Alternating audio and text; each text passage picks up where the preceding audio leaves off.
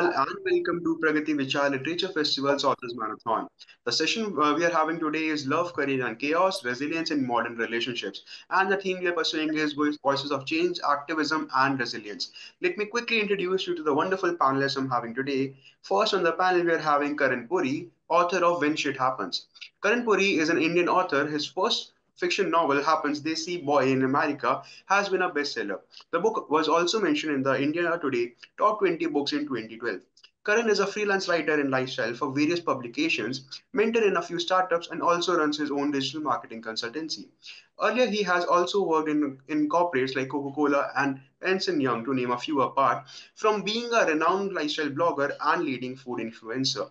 Thank you so much, Karan, for joining us. Next on the panel, we are having Meenakshi M Singh, author of Cupid at the Red Corporate. Meenakshi M Singh is an award-winning author of 4 books and an acclaimed poet of the country. She is the author of Cupid at the Corporate, published by Vishwakarma Publication, and 3 poetry books, namely Soulful Symphony, Avaz, and I Am Enough.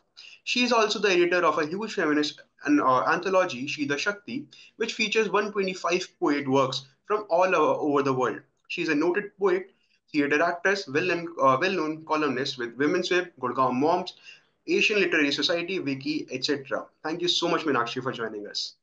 Thank you. Thank you. Last but not the least, we are having Priyannsha, who is the author of Never Been Single. Priyannsha is a career yogi and a Merlin practitioner. She is a spiritual coach and karmic healer. She loves to write about the unknown and unusual that cannot be seen with the naked eye. She went into deep consciousness to do all the self work over many years and thus was able to write this book. This book will bring that consciousness to the reader and they will benefit from the author's journey. Thank you so much, Priyanksha, for joining us today. Thank you. So with that said, now that we all are introduced with the panel, let me quickly, get to the first question that I'm having. So, what inspired you to write a story that intertwines themes of love, career, and personal growth? So, basically, what made you write this book? Let's start off with Priyansha first. So I've read like many books over, so many years, and I read some books which literally changed my life. So I run a spiritual community, and a lot of women, were coming to me with relationship issues, and because of their low self-worth in relationships, their careers and everything was getting affected. Like their jobs were getting affected, their careers were getting affected. So I also like got inspired to write a book. Like I felt it was my moral obligation to help them. Like Carl Jung says that it becomes your moral obligation and not your wish after, so that they can, heal their self worth in all those areas. So that's what inspired me to write this book. Hmm. Meenakshi, what about you? Well, as Anainin said that, she doesn't understand abstract art and all art originate from love, life, and passion for her. I think similarly, I wanted to experience this whole gamut of human experience. And there is a quote on the cover of my book which says, by Rumi, it says, love is the whole thing and we are only pieces. So, in order to feel full, in order to feel whole, I write about love. And in this particular story of Cupid at Corporate, I wanted to, throw light on the socio-cultural landscape of our contemporary society. I have been witnessing these workplace romances. They are quite prevalent in cities like Gurgaon, Bangalore, Hyderabad, all the metropolitan cities. And as you must have seen, and in literature, college romances have been portrayed extensively, but there's a gap when it comes to workplace romances. And I believe that today's youth spending a lot of time at workplaces, being there for each other in thick and thin, corporates have become kind of a chemistry lab for all these modern relationships. And I wanted to fill this gap through this story of mine. And I think it's a way I feel literature mirrors the society. So it's a responsibility to reflect. So whatever the culture and the socio-cultural happenings are there through our stories, through our books. So I think that's why I wrote Cupid at Corporate. Hmm. Let's move to Karan. So, Shit Happens, Desi Boy in America was my first book. So it's a special book. It was based on college life of, a fiction account of, a student's life in college in the US. So just a humorous account. So that was the idea, and he gets into relationships, he falls in love, he meets people, and how he matures through the journey is the story what is about mainly. Hmm. So with yeah, so with that covered, now let's move to my next question. So chaos often leads to transformation. In what ways do the chaotic elements presented in your book, whether in love, career, or life, serve as a catalyst for growth and resilience with the overall narrative? Let's start with Meenakshi now. Yeah.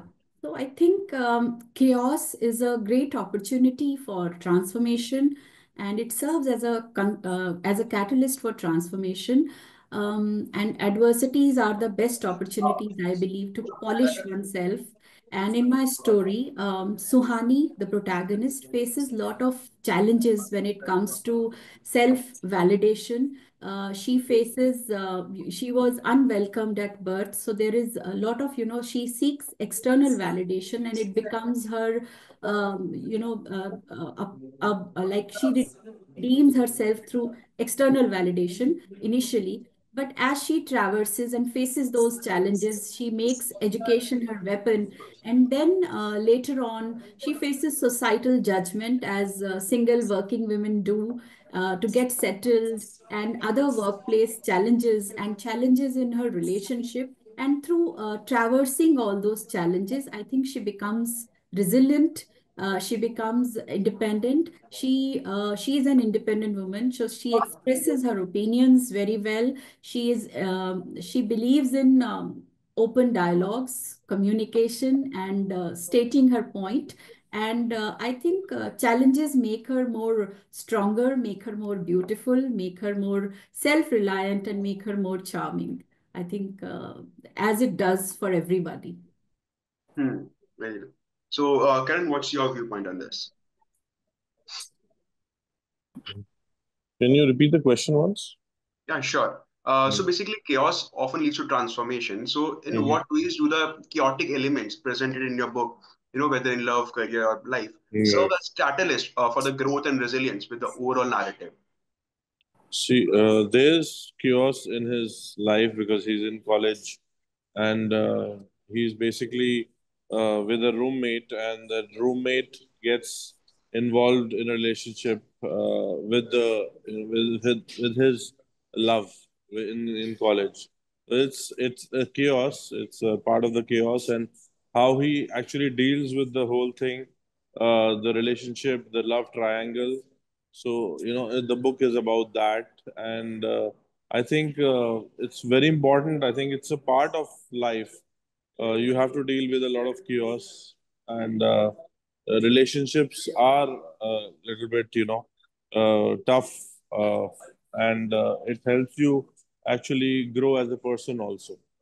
So yes, so this was also a very important part of the book. Hmm. Right. Let's move to Priyansha now. So, because my book is a non-fiction narrative, so it's all about the chaos in my life. So what I love, I'm all see, we all have bad experiences in life. There's no one's life who has like no bad experiences or chaos. We all go through a lot, and I think all authors, especially, that's why they choose to write. So what I feel is that, of course, like Meenakshi said, it made me go really, really strong.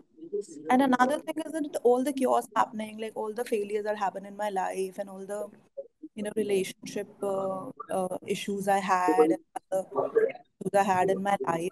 That's why I wrote this book, so that it doesn't like affect you, whatever in your life, right? So you have to essentially persist in your self belief, even while having this negative experiences. And like they say, right, that like a lot of people complain and they're like, you don't listen to me. But I feel that if I listen to people too much, then I cannot become a good author. Right? So I have to persist in my self belief. That's why, I'm able to write what I'm able to write. So I learned this lesson through all the negative experiences. Hmm.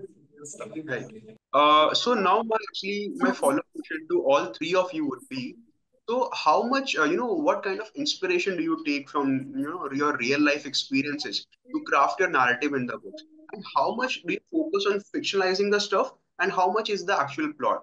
So let's start with Meenakshi. Okay, so I believe writers do leave a part of themselves in their writing. It may not be the exact scenario, but yes, everybody draws from Hmm. personal experiences, human experiences, and then portrays it and weaves the stories. So, in my story, also, there might be a reflection of my personality, my experiences, and my perspectives about life.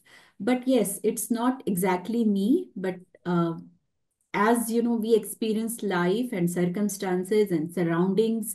And being a writer, I think we are keen observers of life and people around us. Can you tell them to load? And I think the best quality of a writer is that the empathy in the writer, so that they can fill others' shoes, and they can think from others' perspectives too. So, along with the protagonist, there are other characters in the story. So, yes, there are parts of our own experiences and our own parts of fragments of our own imagination, and then, the stories get weaved. So a reflection of writer is there, but yes, I believe that like fiction is, as they say, reality is stranger than fiction. So I think reality has more drama than fiction. So real life is more dramatic, I guess. So we just put a little of it in our stories. Yeah. Right. So Priyanksha, yours is a non-fiction one, right? So Yeah. how much do you fictionalize stuff at all? Like, is that the combined narratives of the daily life? So I haven't fictionalized it because it's a non-fiction narrative, so it wouldn't be fair if I fictionalize it. But I have drawn, like, because I run a community, spiritual community, where a lot of women come and speak to me. So I have drawn inspiration from, other people also. So I wouldn't say that, that I haven't, drawn from others' experiences. And most of it is how I felt, and, how I essentially. So my book is essentially like I fucked up, so you don't. That's why I'm writing this book. So that is the main narrative theme running across this book. So Yeah, it's I'll not. just add to it. Yeah. Like my book is Cupid at Corporate. So I'm also a product of Cupid at Corporate. I met my husband at my workplace only. But yes, it's not a direct interpretation of our life. But yes, the stories around it and our story, maybe to some Hmm. extent. Yeah. Right. Let's hear from Karan now. So, in my book, I, took a lot of experiences from my, personal experience, personal life.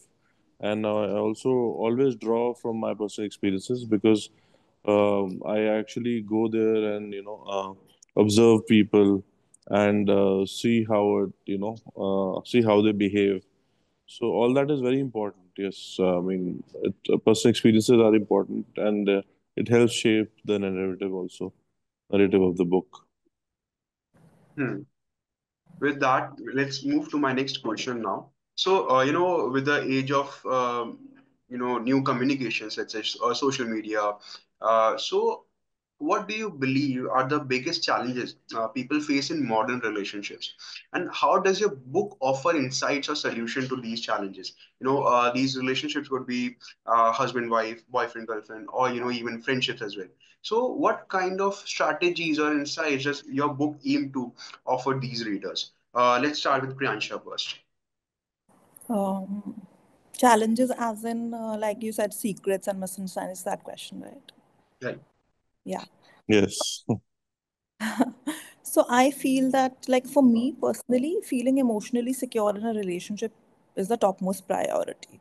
So I wouldn't advise anybody to be in a relationship which has secrets, because it'll just make you anxious, I feel. And I feel the biggest challenge right now, I feel, is like it's always has been, but now because of the lack of time and stress in people's life, is communication. That's what I feel is the biggest challenge, that people don't tell each other what is going on in their mind, and they don't have the time to invest in that relationship, to spend time with each other and have those discussions which are really essential to the relationship. So that, for me, is the biggest challenge, because if you have great communication, then all the other things fade away. It becomes stronger. Right. No, communication is the key. So let's move to Meenakshi now. Well, I believe, Atishay, that, due to too much connectivity these days, I feel there is a lot of disconnect in relationships. There is no mystery in life, and I believe romance thrives on mystery.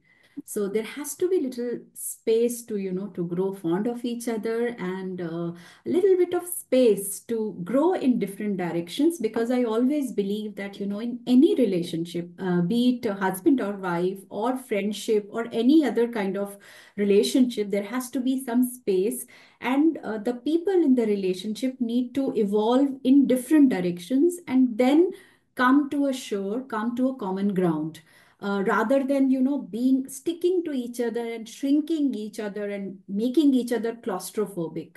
So I think that is the key. The space, the mystery really helps a relationship grow.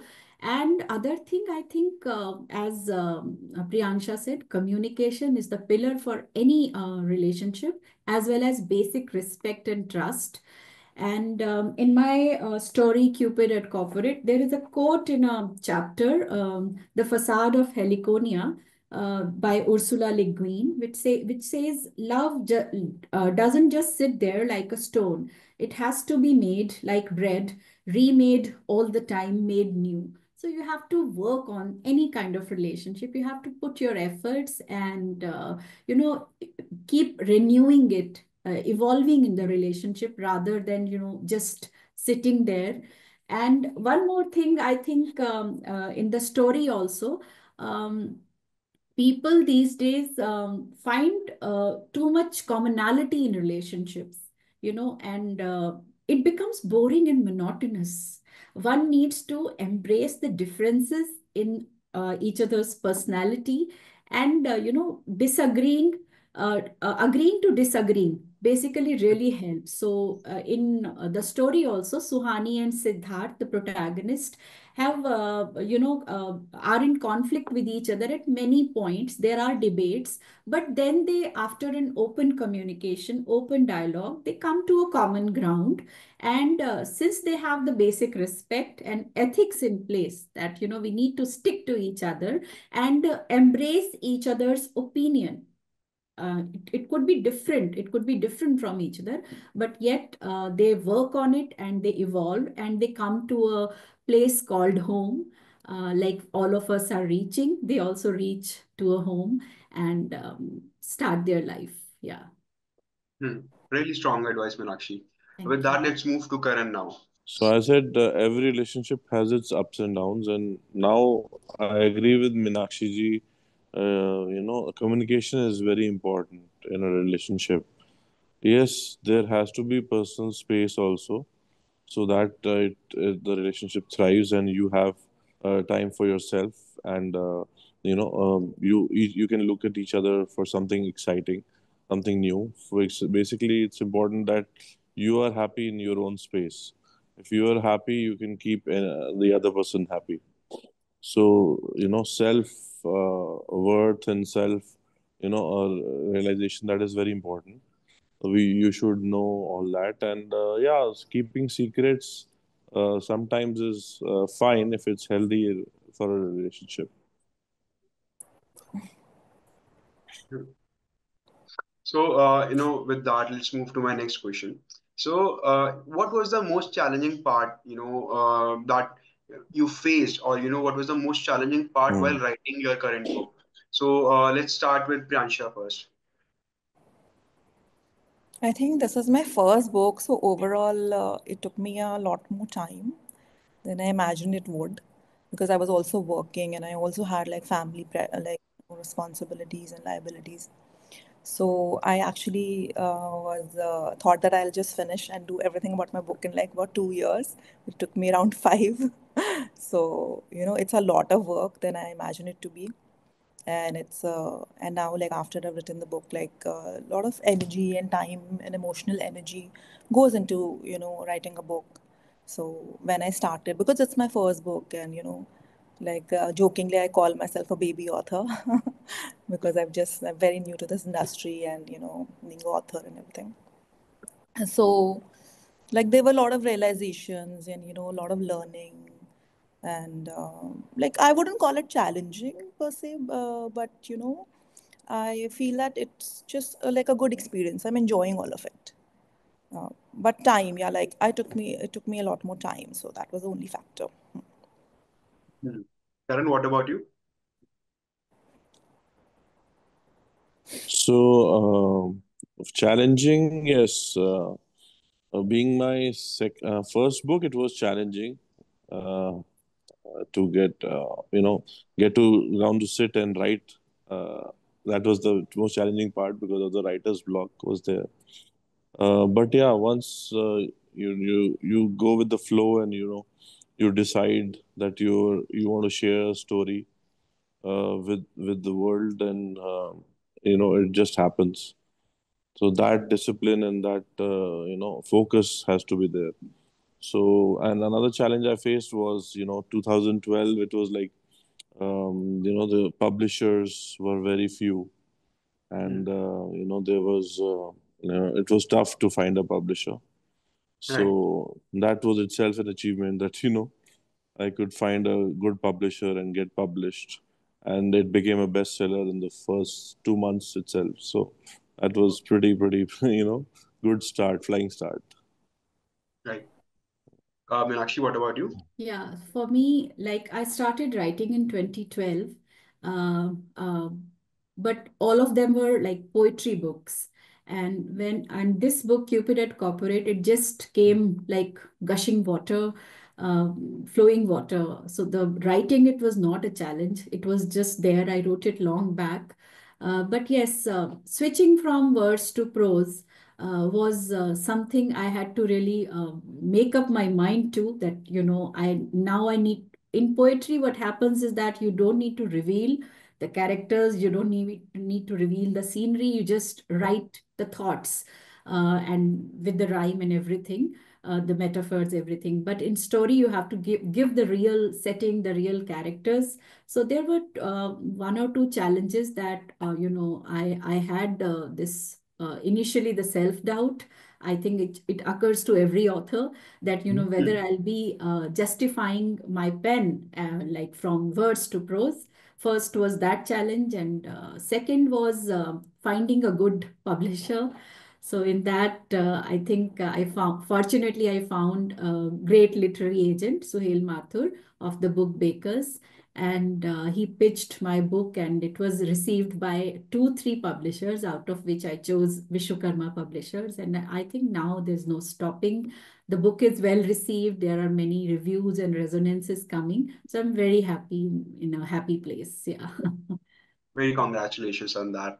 Thank So, you. with that, now I would like to talk about storytelling. So, whether it be a fictional one, one, or non-fiction one, how do you go about the process of storytelling in your book? How do you start off, from a character to making it a well-deserved or well-written character? So, let's start with Karan first. Yeah.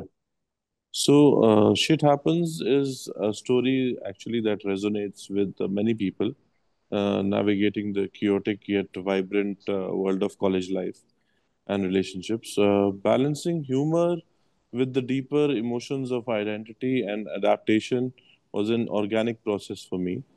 So, life, especially in these formative years, is a cocktail of bittersweet moments. And humor, I believe, is a natural lens through which we process awkwardness, then cultural shocks, and then absurdities of trying to fit in and stand out. Um, then, in the book, the humorous encounters weren't just for laughs, they were meant to reflect the very real struggles of identity, discovery, and finding one's place in a world that often feels alien. So, for instance, the cultural shocks in the story arise from genuine human interactions, like different backgrounds. There is, in college, there's misunderstandings with the, your friends, and then strange mix of freedom and confusion is there.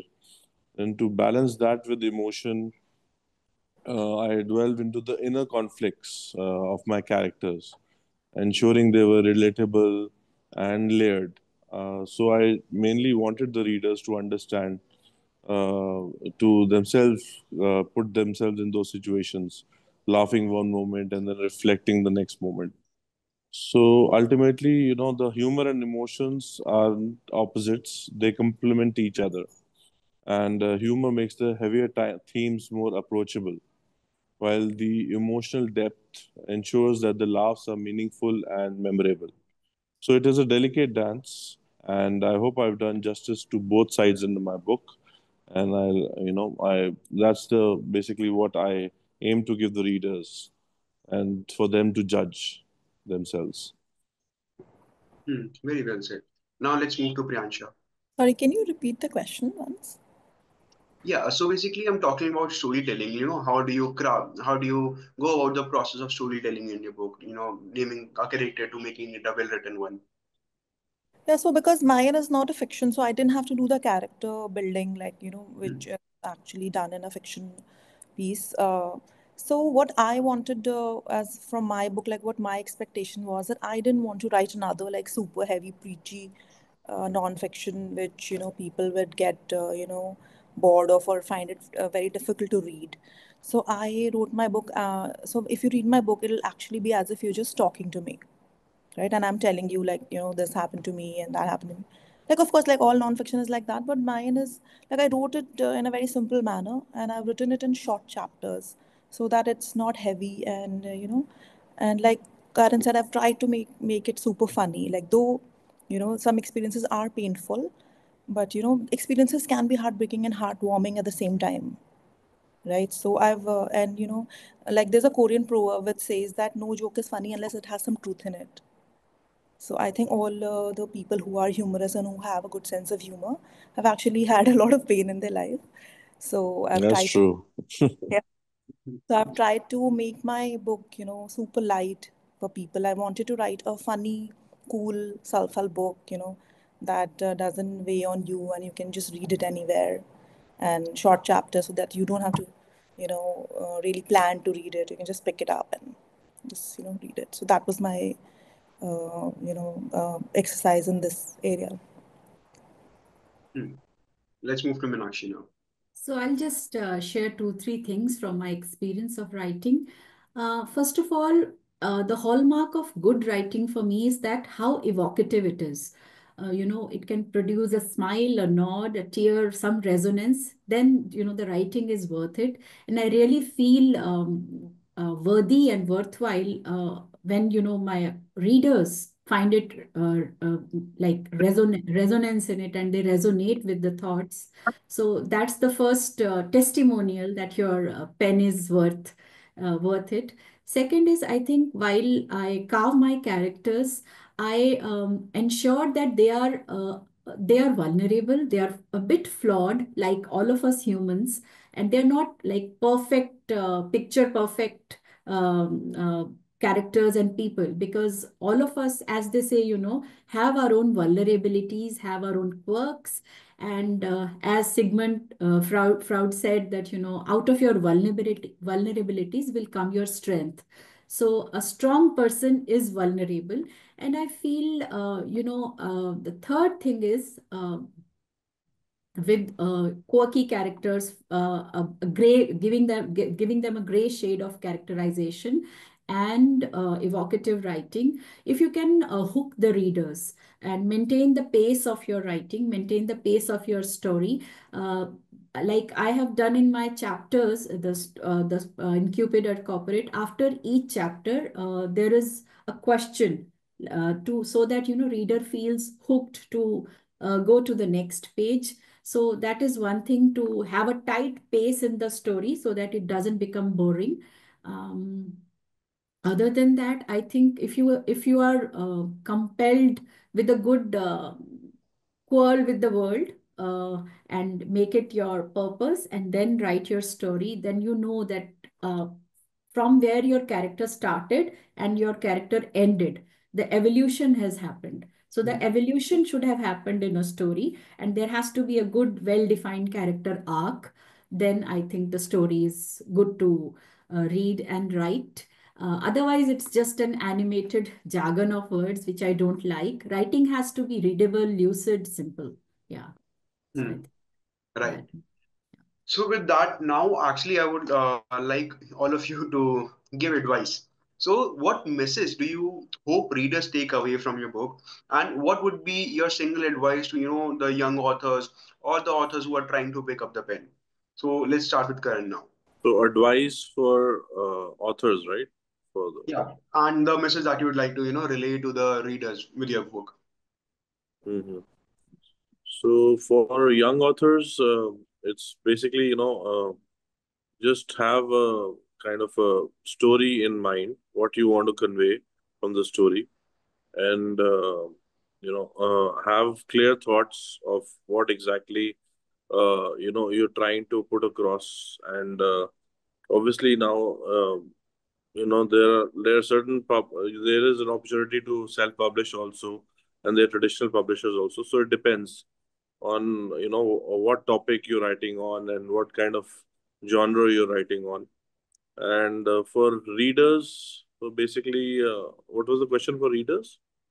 Basically, what kind of message that you would like to give Hmm. through your book to the readers?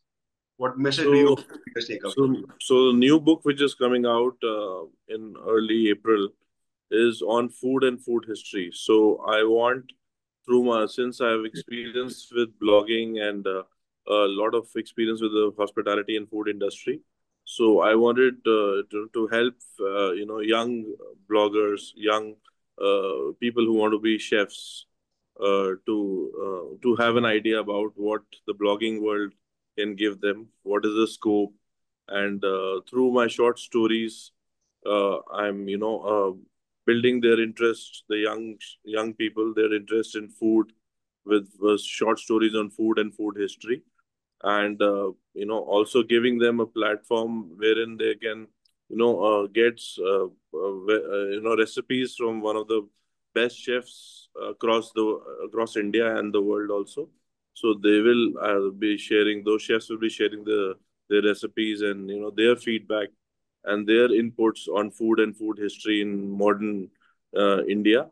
So basically, every book has to have some learning and some message which you want to give. So that's the idea which I give for my readers. Hmm. Priyansha, what about you? So for my readers, I actually can I give two advices? Yeah, please go on. So my first advice is for women. We when we are raised, as women, we are always said, ki, "Oh, you should find this kind of a man. You should find a man who's doing well. You should find a very well settled man." Like, it's just growing up. I've heard this so much.